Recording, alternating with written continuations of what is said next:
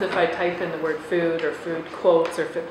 And I really started thinking about the impact of food and the sharing of food in our cultures and in our daily lives. And it's like really, well, we can't live without it, obviously, but it is one of like the most important parts of our lives each day and impacts us greatly. I mean, how we feel, how we act, how we are. After shelter, though. You totally. Well, we need the shelter, but also you still have to have the food. Yeah, I guess even homeless people need food. Absolutely. First. Yeah, because also the food will produce the energy that will create the warmth, hopefully, that will be able to fight off the cold that can be felt and the illness.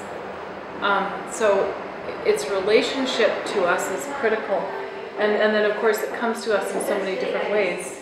You know, people that have an abundance of food and people that are working, trying to grow food in climates that are not working in their favor, and every little bit counts. Or people, I was traveling a few summers ago, and I visited where the Anasazi live, these Pueblo Indians. They lived in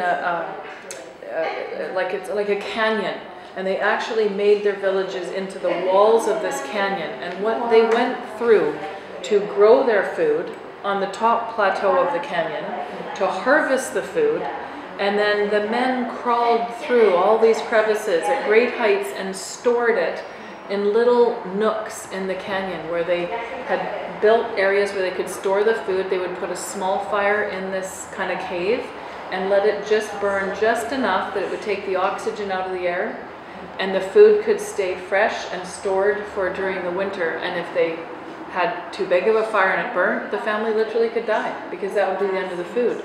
Or if they didn't store it in a place that was far enough and hidden enough that it wasn't seen, it could have been stolen, and that would be the end of the family. Did you lose one?